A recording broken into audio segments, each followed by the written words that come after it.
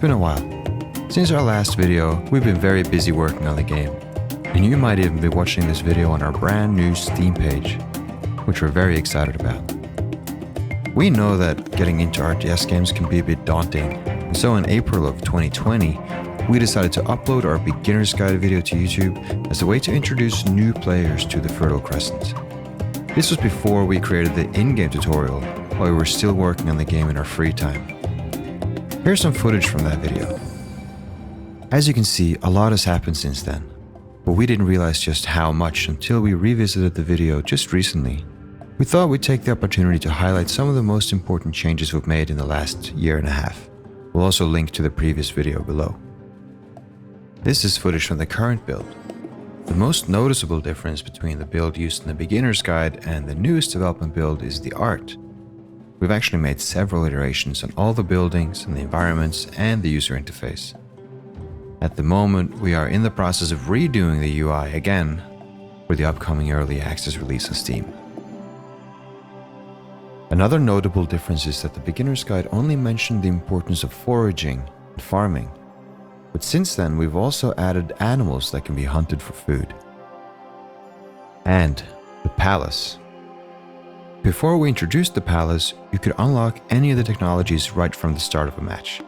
Now you need to construct the palace to gain access to the more advanced technologies and military units. The palace is also where you have priests.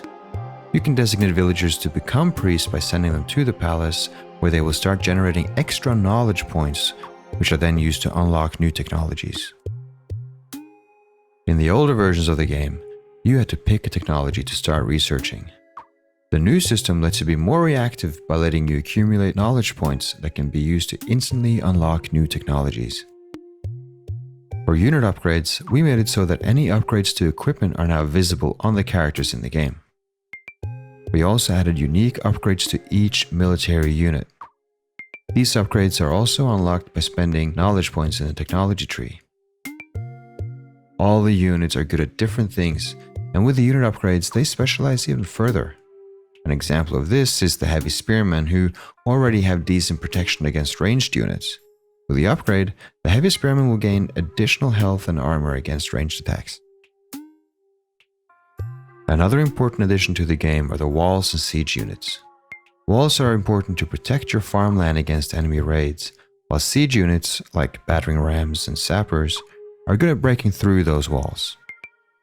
Battering rams are also able to quickly destroy your enemy's farms by rolling over them, which in turn could starve your enemy. We also added another victory condition, the Wonder.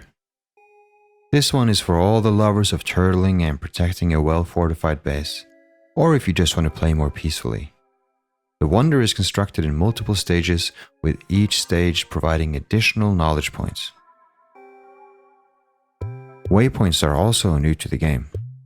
Being able to queue commands is very important, especially in competitive games, and with TFC having had a focus on online multiplayer in the past, we made sure to add this as well. The last of all the big improvements we made are the changes to pathfinding. We consider this one of the most important aspects of any RTS game, and if the pathfinding isn't good, the game quickly stops being fun to play. This is why pathfinding has been a focus for us, and we have now combined 3 different pathfinding systems to make it a smoother experience. We've also implemented a whole lot of other what we call general improvements, like villagers using carts to carry resources after you have researched the wheel, improvements to Fog of War, general performance improvements, and a lot of other bits and pieces. We think these changes have really improved the gameplay overall, and we look forward to hearing your thoughts. If you have any suggestions or feedback, feel free to join the Discord link below. We also hope to be a bit better about doing video updates going forward, and not wait a year and a half between each video. Thanks for sticking with us, and we'll see you in the next one.